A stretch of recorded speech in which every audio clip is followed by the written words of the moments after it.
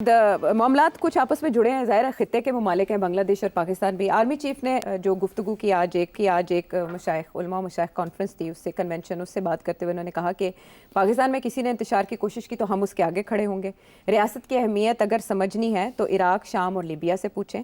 और जो ये कहते थे कि हमने दो कौमी नज़रिए को खलीज बंगाल में डुबो दिया, वो आज कहाँ हैं? इंदिरा गांधी साहिबा की तरफ शायद इशारा कर रहे हैं। यहाँ पर जो एक कनेक्टेड क्वेश्चन है वो बांग्लादेश की सिचुएशन से मुतालिक ये है कि इंडिया बहुत शोर मचा रहा है कि वहाँ की तब्दीली में पाकिस्तान का किरदार है, अमेरिका का किरदार है, चाइना का किरदार है। वाकई देखिए, जो पहली बात है, चीफ ने जो बात की है, 3 पॉइंट्स आपने रेज़ किए, मैं समझता हूँ 2 रेलेवेंट है, तीसरा का कोई रेलेवेंस नहीं है। Certainly I don't think it's important. पहला पॉइंट ये है कि जी we will not stand by and allow anarchy. ये तो स्ट्रेट फॉरवर्ड खान साहब की तरफ इशारा है कि आपने एक दफ़ा कोशिश की है तो फिर ना करिएगा। नंबर 1, क्योंकि जो अनारकी है that is what is in interest of Khan साहब कि लड़ाई झगड़े शुरू हों, चिंगारियाँ लगे, आग लगे एंड सो ऑन। तो ये दे सेइंग कि we will stand firmly against it. तो ये again it's a message for Imran Khan और वो लोग जो समझते हैं कि इंतशार फैलाने के साथ गवर्नमेंट कमज़ोर हो जाएगी और तब्दीली आ सकती है। तो this is a message for them कि वी स्टैंड फर्म। इसका तल्लुक वही है जो मैंने आपसे कहा था, एब्सोल्युटली नॉट। इस रीस्टेटिंग, आर्मी चीफ ने खुद कह दिया जो मैंने आपसे पहले कहा था कि उन्होंने ये पैगाम दिया, अब उन्होंने ओपनली कह दिया। ठीक है, चीफ का कहना और डीजी आईएसपीआर का कहना में फिर भी फ़र्क होता है। तो क्योंकि खान साहब ने डीजी आईएसपीआर का तो थोड़ा सा डिसमिस कर दिया ना, अब करके देखें ना डिसमिस इसको, पहली बात। दूसरी बात ये कि उन्होंने कहा कि जो लोग कहते थे 2 नेशन थ्योरी वाली बात जो बांग्लादेश में हुआ है, it's not a reaffirmation of support for Pakistan और फॉर इस्लाम। कोई तल्लुक नहीं है, इट्स एन इंटरनल थिंग। और बांग्लादेश इस्लाम की तरफ या इस्लामिज़म की तरफ नहीं जाएगा, it will remain a secular state. ये मैं प्रिडिक्ट कर रहा हूँ आपसे। और मेरा ख्याल है ये बात इसका कोई तल्लुक नहीं है विद 2 नेशन थ्योरी। बाकी ये तीसरी बात जो ये है कि इराक, शाम, लीबिया, वो बिल्कुल सही कह रहे हैं, बिकॉज वो ये इशारा ये कर रहे हैं कि जब रियासत ब्रेक डाउन कर जाती है तो जिस किस्म का इंतशार होता है फिर उसके अंदर सारा मुल्क, सारी कौम, सारी रियासत सफ़र करती है और सिविल वॉर हो जाती है और किसी के फ़ायदा नहीं है उसके अंदर। एंड सो देयरफॉर बिल्कुल ये सोचिए भी ना कि हम ये इसको उधर जाने देंगे। अच्छा। तो हम मीनिंग ये विल क्रैक डाउन। और उन्होंने मतलब है कि और भी कुछ बातें कल डीजी आईएसपीआर ने भी कही थी जी, इन्होंने तो वो बात नहीं कही मगर इशारा यही है कि ये जो बलूचिस्तान वगैरह में हो रहा है इसके अंदर फॉरेन इंटरवेंशन है। उन्होंने तो बड़ी क्लियरली बलोच ऑर्गेनाइजेशंस को कह दिया कि दीज आर टेररिस्ट ऑर्गेनाइजेशंस। और वो ये जो ह्यूमन राइट्स वाले जो बात करते हैं उन्होंने रिजेक्ट कर दिया इस बात को कि it's not about human rights. तो ये इस किस्म के फ़ौज के अंदर सोच है कि इसमें मदाखलत है और ये आप इसको ह्यूमन राइट्स इशू समझते हैं। We consider it an act of terrorism and subversion. इसलिए we are going to continue to take a hard line. तो ये बिल्कुल पैगाम स्ट्रेट फॉरवर्ड सा है। सो लास्ट में ये कि जी अमेरिका और पाकिस्तान की एजेंसी का किरदार, इंडिया जो है इसका बहुत बड़ा लॉस हो गया। इंडिया के लॉसेस बढ़ते जा रहे हैं इस रीजन के अंदर। पहले वो सिर्फ पाकिस्तान के साथ झगड़ा था और उसके बाद 62 में चाइना के साथ झगड़ा शुरू हो गया। उसके बाद फिर उन्होंने कोशिश की कि ये सारी रीजन के अंदर हावी हो जाए। इसीलिए एम्परर बनने की कोशिश कर रहे थे नरेंद्र मोदी साहब, सबको बुला रहे थे अपने इनॉग्रेशन के अंदर। वो दिन और आज का दिन कि India has originally lost Pakistan ने कहा जाओ जाके वो गिड्डी उड़ाओ, नहीं मानते बात हुए।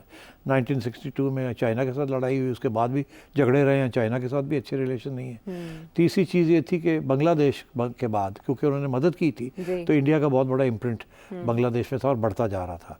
यहाँ तक कि बांग्लादेश 10 साल के बाद, 15 साल के बाद वहाँ ये आवाज़ उठती शुरू हो गई कि हम तो इंडिया की कोट अनकोट वैसल स्टेट बनते जा रहे हैं। अवामी लीग जो है वो बड़ी क्लोज है to India. Khaleda Zia was not. Khaleda Zia के ऊपर इल्ज़ाम यह था कि you are very pro Pakistan.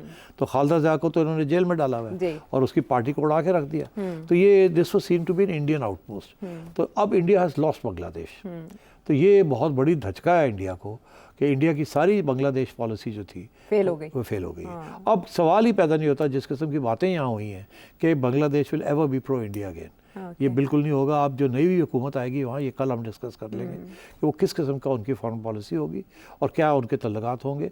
I think their तल्लुकात with Pakistan will be better, with India will not be good and I don't think they will lean towards one or the other. तीसरी चीज़ ये कि अमेरिका बड़ा परेशान था, जैसे इंडिया परेशान था। इंडिया अब परेशान है, उस वक्त नहीं था, मगर इंडिया बड़ा परेशान था कि हसीना ने चाइना के साथ बातचीत शुरू कर दी थी। अच्छा। और वहाँ एक बहुत इंपॉर्टेंट रेल लाइन की इजाज़त दे दी थी चाइनीज़ को, जिसके साथ इंडिया भी और अमेरिका भी बड़े अपसेट थे।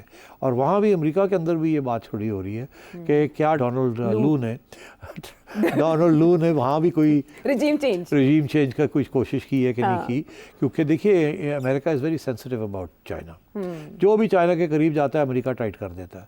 तो इसीलिए अब ये खान साहब इधर उधर घूम रहे थे, फिर रहे थे, तो अमेरिका ने कहा कि हमें नहीं पसंद ये बंदा। वो तो अब जो ये रेजीम चेंज करने वाले तो खान साहब खुद हैं, इस किस्म की जो उन्होंने बातें की यहाँ और जो काम किया, मगर अमेरिका ने अपनी डिस्प्लेजर तो शो कर दिया था।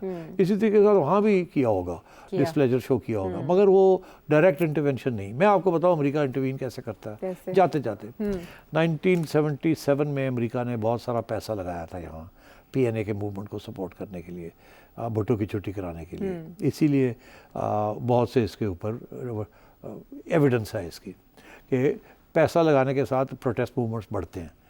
मेरा ख्याल है यहाँ भी शायद उन्होंने कोई थोड़ा बहुत लगाया होगा, मगर और इसी की वजह से कि ज़्यादा चाइना के करीब जाने की इतनी ज़्यादा ज़रूरत नहीं है, थोड़ा सा न्यूट्रली रहे तो बेहतर है। तो मैं ये, बट इसकी कोई एविडेंस नहीं है, मगर डोनाल्ड लू की रेपुटेशन इतनी अच्छी रही है, तो इसलिए वे इल्ज़ाम ये लगने शुरू हो गए। ठीक है, चले बहुत से हवाले आपने दे दिए। पाकिस्तान का कोई रोल नहीं है, हमेशा बोगी बनाता है पाकिस्तान पाकिस्तान पाकिस्तान, उसके साथ पाकिस्तान की ISI की अहमियत बढ़ती है। और मगर मेरा ख्याल है पाकिस्तान का कोई रोल नहीं है वहाँ। भारत में तो कोई पटाखा भी चला है, पाकिस्तान पे डाल दो। कबूतर जाते हैं तो वो कहते हैं पाकिस्तान की ISI ने कबूतर भेजे। बहरहाल अब जो भी हो गया उसमें इंडियन फॉरेन पॉलिसी के लिए भी बहुत से इशारे हैं, वहाँ से भी बहुत सी ऐसी खबरें आ रही हैं। अब देखते हैं कि India has lost Nepal, India has losing Sri Lanka, India has lost Bangladesh, अब सिर्फ भूटान रह गया और मालदीव्स भी छोड़ गए इंडिया। उन्होंने भी कहा आपने लोग यहाँ आए हुए हैं सिक्योरिटी के लिए, निकाल के ले जाए। तो इंडिया सारी South Asia policy is in tatters. 1962 में चाइना के साथ लड़ाई हुई, उसके बाद भी झगड़े रहे हैं, चाइना के साथ भी अच्छे रिलेशन नहीं है। तीसरी चीज़ ये थी कि बांग्लादेश के बाद क्योंकि उन्होंने मदद की थी तो इंडिया का बहुत बड़ा इम्प्रिंट बांग्लादेश में था और बढ़ता जा रहा था, यहाँ तक कि बांग्लादेश 10 साल के बाद 15 साल के बाद वहाँ ये आवाज़ उठती शुरू हो गई कि हम तो इंडिया की कोट अनकोट वैसल स्टेट बनते जा रहे हैं। अवामी लीग जो है वो बड़ी क्लोज है to India. Khaleda Zia was not, Khaleda Zia के ऊपर इल्ज़ाम ये था कि you are very pro Pakistan, तो खालदा ज़िया को तो इन्होंने जेल में डाला हुआ है और उसकी पार्टी को उड़ा के रख दिया। तो ये this was seen to be an Indian outpost. तो अब इंडिया हैज़ लॉस्ट बांग्लादेश, तो ये बहुत बड़ी धचका है इंडिया को कि इंडिया की सारी बांग्लादेश पॉलिसी जो थी फेल हो गई, वो फेल हो गई। अब सवाल ही पैदा नहीं होता, जिस किस्म की बातें यहाँ हुई हैं कि Bangladesh will ever be pro India again, ये बिल्कुल नहीं होगा। अब जो नई हुकूमत आएगी वहाँ ये कल हम डिस्कस कर लेंगे कि वो किस किस्म का उनकी फॉरेन पॉलिसी होगी और क्या उनके तल्लुकात होंगे। आई थिंक देयर तल्लुकात with Pakistan will be better, with India will not be good, and I don't think they will lean towards one or the other. तीसरी चीज़ ये कि अमेरिका बड़ा परेशान था, जैसे इंडिया परेशान था, इंडिया अब परेशान है, उस वक्त नहीं था, मगर इंडिया बड़ा परेशान था कि हसीना ने चाइना के साथ बातचीत शुरू कर दी थी। अच्छा। और वहाँ एक बहुत इंपॉर्टेंट रेल लाइन की इजाज़त दे दी थी चाइनीज़ को, जिसके साथ इंडिया भी और अमेरिका भी बड़े अपसेट थे। और वहाँ भी अमेरिका के अंदर भी ये बात छुड़ी हो रही है कि क्या डोनाल्ड लू ने वहाँ भी कोई रिजीम चेंज का कुछ कोशिश की है कि नहीं की, क्योंकि देखिए America is very sensitive about China. जो भी चाइना के करीब जाता है अमेरिका टाइट कर देता है। तो इसीलिए अब ये खान साहब इधर उधर घूम रहे थे, फिर रहे थे, तो अमेरिका ने कहा कि हमें नहीं पसंद ये बंदा। वो तो अब जो ये रेजीम चेंज करने वाले तो खान साहब खुद हैं, इस किस्म की जो उन्होंने बातें की यहाँ और जो काम किया, मगर अमेरिका ने अपनी डिस्प्लेजर तो शो कर दिया था।